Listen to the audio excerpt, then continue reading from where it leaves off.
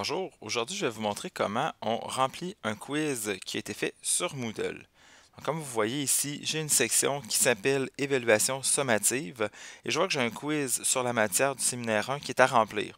Je vois à gauche un icône de petite page avec un crochet, donc ça veut donc me dire que c'est un quiz en ligne que j'ai à faire. Donc, pour le remplir, je vais tout simplement cliquer sur le lien. Et j'ai des informations qui me sont affichées ici. Premièrement, on m'indique que j'ai une tentative qui est autorisée.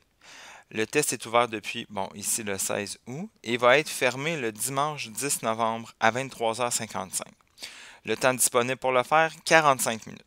Ça veut donc dire que d'ici au 10 novembre, date de fermeture du test, j'ai le droit en une tentative de 45 minutes à aller faire le test.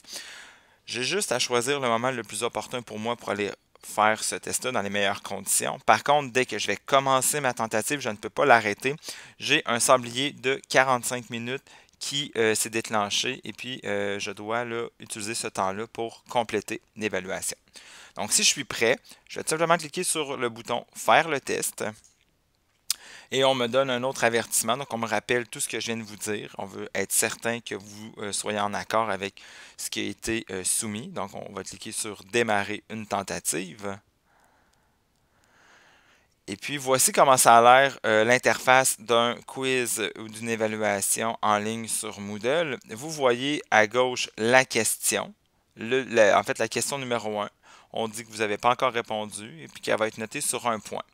Vous avez la question ici et à droite, vous avez les options de navigation dans le test. Donc, on voit ici que le test a 3 questions. Et puis, j'ai mon petit sablier ici au niveau du temps qui apparaît ici. Donc, choix de réponse. Donc, je vais répondre ici vrai. Je vais faire page suivante. Ici, j'ai un choix de réponse ABC. Donc, je vais y aller avec le A.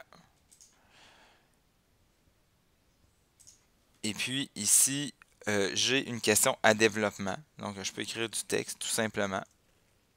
Je vais juste mettre un petit point d'interrogation comme ça. Et puis, une fois que j'ai terminé, ben, je peux venir relire mes questions, faire de la révision, m'assurer que j'ai bien répondu à tout mon test puis que je n'ai pas changé d'idée sur mes réponses. Et une fois que j'ai terminé, quand je fais la dernière question, j'ai le bouton Terminer le test, mais si vous n'allez pas directement à la dernière question, vous pouvez revenir ici à droite, cliquer sur Terminer le test. Votre test n'a toujours pas été déposé. On fait juste ici avoir un résumé. Donc, la question 1, vous avez une réponse enregistrée. Question 2, question 3. Donc, ça veut dire que vous avez bel et bien répondu à chacune de ces questions-là. Et puis, si jamais vous changez d'idée, vous pouvez faire un retour à la tentative. Mais sinon, vous cliquez sur Tout envoyer et Terminer. Donc, très important, c'est ce bouton-là qui va confirmer que vous allez avoir terminé votre test et que vous êtes prêt à le déposer pour la correction. Donc, une fois que c'est fait, quand j'ai une question à choix de réponse ou une question à vrai ou faux, il y a une correction automatique qui se fait.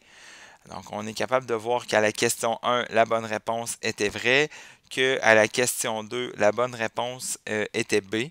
Ça se peut aussi que certains de vos enseignants indiquent des commentaires supplémentaires dans la zone ici qui est en jaune pour donner des explications à la bonne réponse ou à la mauvaise réponse.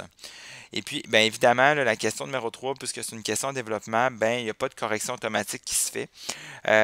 L'enseignant devra manuellement lire chacune des réponses, devra les corriger. Et puis, quand les corrections seront faites, vous allez recevoir un avis, soit par MIO ou soit par courriel de la part de votre enseignant pour vous confirmer que la correction aura été complétée. Donc, voilà comment on s'assure d'avoir bien rempli un quiz sur Moodle.